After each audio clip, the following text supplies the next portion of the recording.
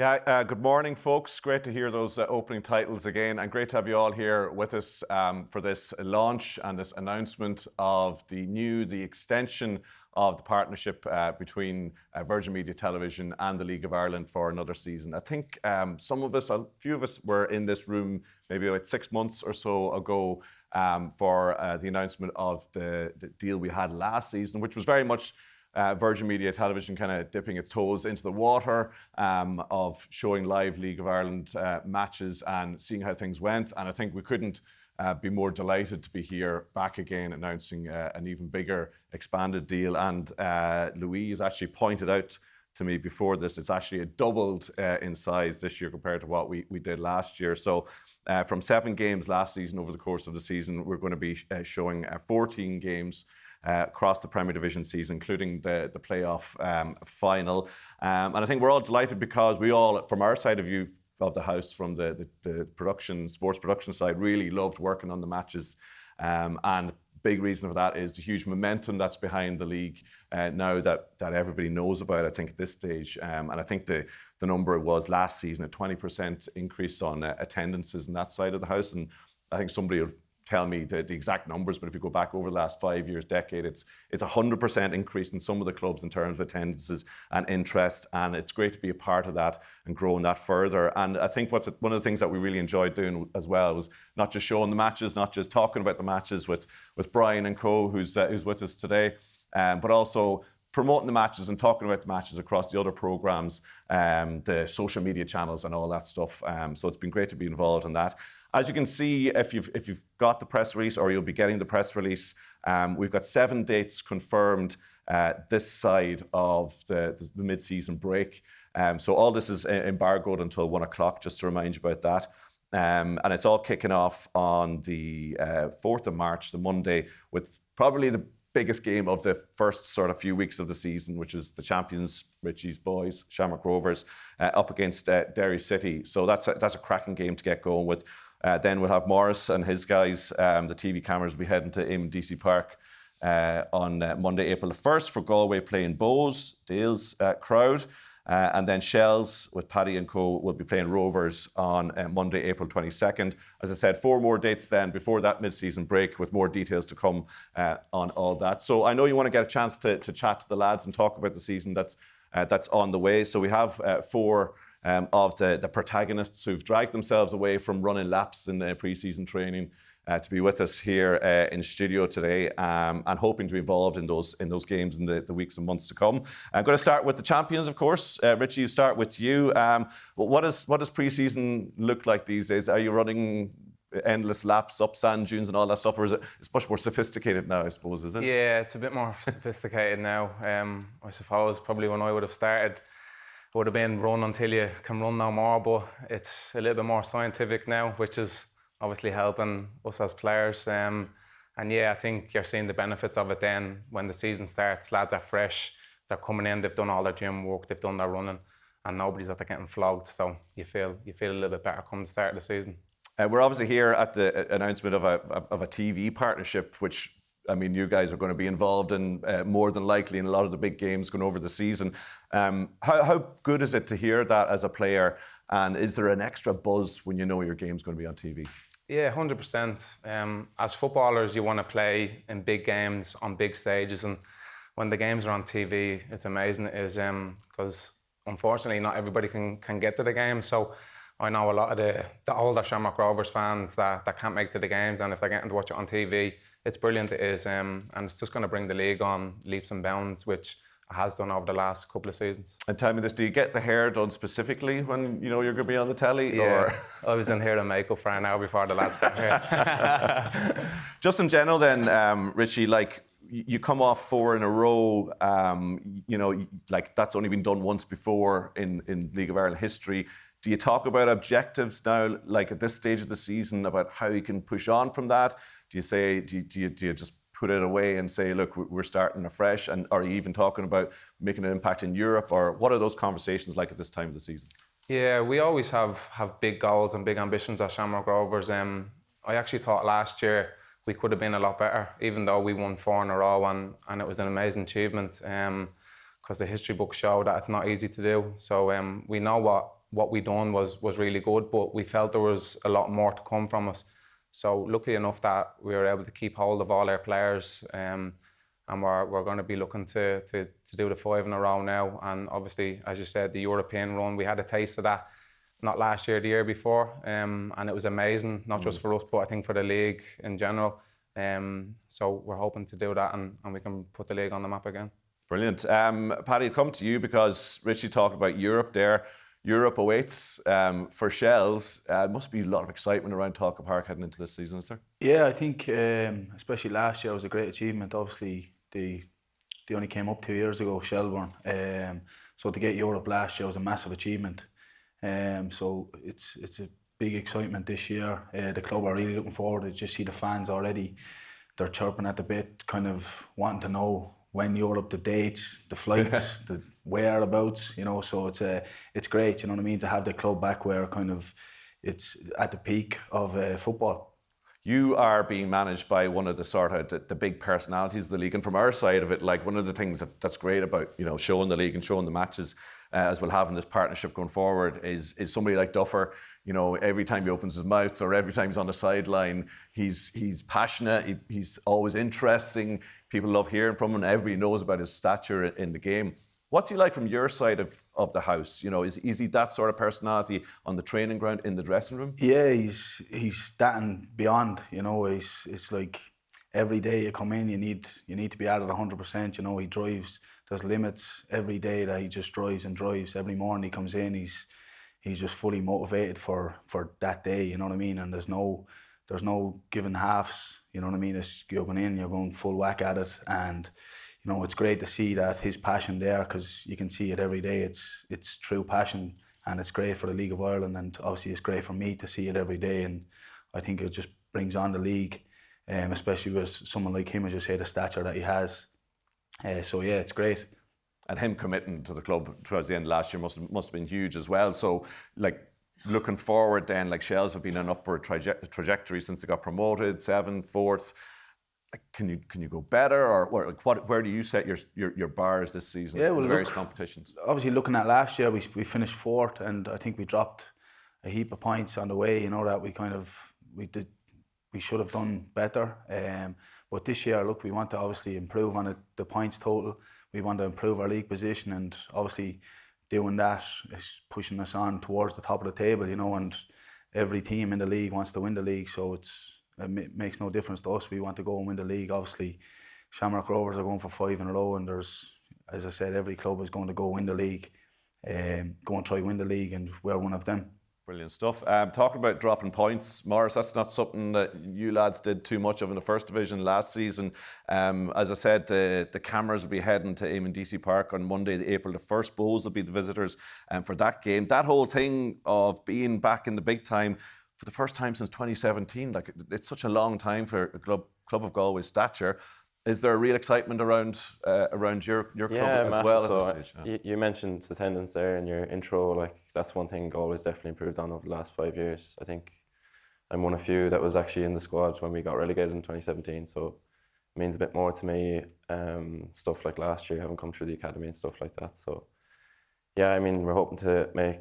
We were unbeaten in DC Park last year, so we're hoping to make it a fortress again this year and make it a tough game for teams to come there. I know in the past, I think it's been an easy and away day for some teams, like, and yeah, I suppose with the kind of mentality John instills in his teams, it's going to be a tough game for anyone that comes there this year. How do you adjust then? So you go through a season being like rampant, you know, I just say, make sure I get it right, 30 wins in 36 games, just 2 defeats, reaching the cup semi as well, and being really impressive in the cup. Like, what is the conversation there? Is it that you adjust your mindset, say, lads, you know, we're not going to be as dominant this season, or do you take confidence from what you did last season? I think it's a bit of both. We're under no illusions, like, it's going to be a massive challenge this year, and we're delighted to be part of it. I suppose we're not here to make up the numbers, like, we want to win games and get points. But yeah, I mean, it's not going to be as easy as last year, like.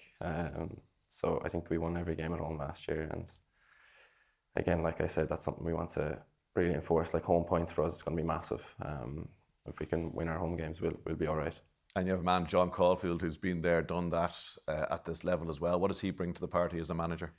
Yeah, I mean, the turnaround he's made in the club in the last 3 years he's been there is huge, like behind the scenes, and of course on the pitch he's brought some brilliant players to the club, and he's really improved as a team. So yeah, we'd be looking forward to it. He's obviously delighted to be back in the Premier Division. I think it was a goal of his as soon as he took Galway. So we're probably better off not going straight up. I think we're in a much better place as a club now to be able to compete in the Premier Division. So yeah, we'll give it a good crack while we're there and see what comes of it. Exciting times in Galway. The three of you lads have just spoken to there are sort of stalwarts with your respective clubs. We have one of the big transfer movers over the winter here, Dayle Rooney from Bohemians, is with us as well. Congrats on the move, Dayle, after a brilliant season with Drogheda.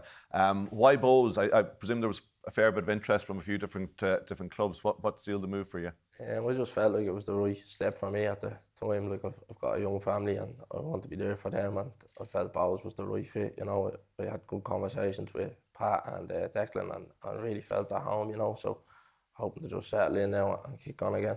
And the move to full-time football is a big part of that, because it was part-time with Drogheda. Just explain how that works. Like, you're obviously now, you were working before and now you're full-time in your football side. It was tough. Like last year was really a long year with work and then travelling up to Drogheda most days, you know, and then you're getting yourself up for training again. So it was a tough year, but it's worked out well now that I'm into full-time football. It's my first time doing it, so I'm looking forward to seeing how much I can grow. And are you going to give us another cracker like that goal you got against Pats last season? A few of them? Yeah, I'll try. With the cameras? Hopefully, yeah. Yeah, brilliant. So what was going through your head when that ball fell other than just hit it, I suppose? I was a bit tired, so I just thought I'd take it first time, you know. Yeah. It came off well. Yeah, damn right it did. As I say, hope for a few more of them next season. Richie, I'll come back to you then. You've heard from some of the challengers. We'll be looking at you against Derry, who we think should be thereabouts, with Pat Hoban obviously joining their ranks as well. What do you have to do to keep ahead of the pack? I think mainly we need to focus on ourselves. We can only control what's in-house, so once we do all the right things, we feel like that we'll have enough to go on and win it again. But it's all well and good talking here and saying it. You need to go out and you need to do the hard yards and you need to keep the standards, and we need to drive the club on as players with it.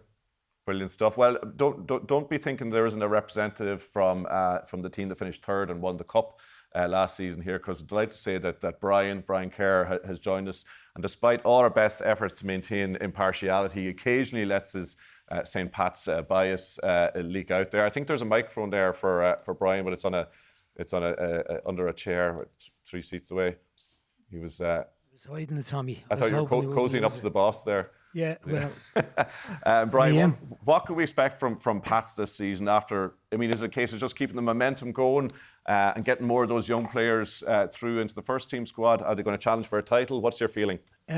First, just like to congratulate all the lads that are here, Dayle. I was at the match and scored a goal. I wasn't very happy, but it was one of the best goals I've seen in any level of football for a long time. Maurice, I'm looking forward to going to Galway for the first game of the season. We're having a bit of a reunion in Galway of a Pat's team from the past that had a lot of Galway players on it, but it should be a brilliant match and an occasion and all that stuff. And Richie, congratulations on what's gone on in the past. You're talking strong on the future, and fair play to you, and great to see Paddy in such good nick again, and having such an influence on Shelbourne. Just say, Tommy, it's a kind of funny when you were talking about all the managers. I kind of think about all the managers, and I have good feelings towards them all, that they all played for me, with the exception of Rory Higgins, John Russell maybe. All the rest of them play. I was lucky enough to manage them, so I kind of know their personalities quite well. And I think the league is blessed with the quality of the managers they have, with the likes of Keith Long, John Caulfield. I didn't manage John, but a few scraps for him along the way when he was scoring goals for Cork. But Kevin Doherty, the marvellous job he's done at Drogheda. Keith Long with Waterford. And I think that the league is in a good place, because the clubs look a bit more stable. There's not been much change around or jumping around about managers. There's been a bit less movement of players this year, but probably a bit more than some of the supporters of the individual teams would like to see. So specifically about Pats, I think it'll be tough for them to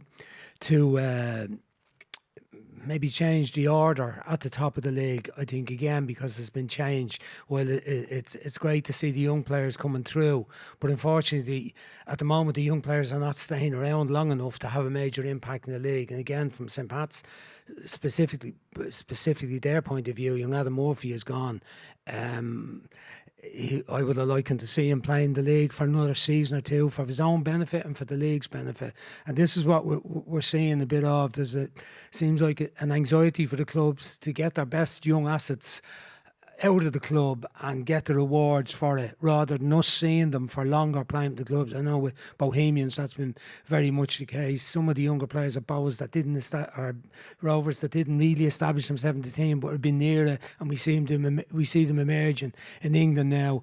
Even Shelbourne, a couple of players from this year's team, a couple of their better players. Moylan has gone, am I right in saying that? Jack has gone. So I just like to see them hanging around a bit more, because I think all the supporters, the individual clubs are admiring these young players coming through, as well as the experienced fellas like the lads we have here. But it'd be good for the league. So I think with Pats has been maybe a little bit more turnover than they would have liked, but they still have the basis of a good side with obviously with Joe Redmond back fit, Jamie Lennon still around, signing Rory Keating, a couple of other good signings. The goalkeeper Marcelo from Brazil would be an interesting one, but it'll be tough for them to compete with the stability that's at Shamrock Rovers, with Stephen McPhail and Glenn Crone and the work they're doing.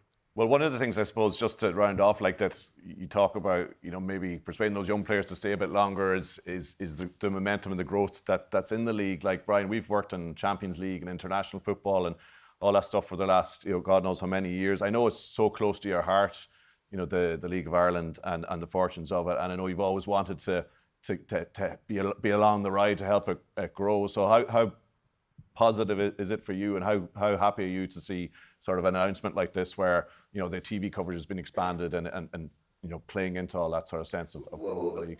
It's brilliant, Tommy. I mean, somebody sent me a text the other day, or a WhatsAppy thing of matches from when I was managing Pats in 1990, and it was a highlights program from the weekend, and I didn't get round to it all yet, but I started out a bit of it. But there was a couple of minutes from each match. I remember at that time we were delighted about that. I used to tape those. Now, when I ever look back at them, there might have been a bit of Coronation Street or the Old Grey Whistle test on the tape as well when I went to find the bit where the goals were. But now we've got a situation where regular matches on TV, really kind of exciting coverage, nice build up before the matches in terms of information, and then really strong camera work around the game, replays, analysis. And I think both our coverage and the enthusiasm of the fans in the last 2 years has brought the league on leaps and bounds. I cannot remember the profile of the league or the attendances been anything like this before in my lifetime. I mean, and I was around, I was in a pram at the time, but I was around in the 60s when there was decent crowds at League of Ireland football matches, but not what we've had in the last few seasons. And it's been across the league, it's everywhere, and there's been such an exciting buzz about it. It's been delightful being able to tell people, sorry, I can't get you a ticket for the match, it's sold out. That has been sensational, I think, in the last few years, and it's down to the quality of the players, the quality of the pitches, the coaching standards, and the media profile on it. And I think the television coverage has been excellent and has helped the players have a profile in the game, which they haven't always had, but they deserve to have given their quality. Brilliant. On that note then, we'll be hearing a lot more from Brian, and obviously we'll be watching the lads in the matches coming up over the next few months and over the season to come, so do stay tuned. We'll round that off there. Thanks for your attention in the last while, and obviously the journalists, the media here, you'll be breaking into groups to have a chat to the lads and see what they have to say after this. But that's all we have for you for the moment, so thanks very much for joining us this morning.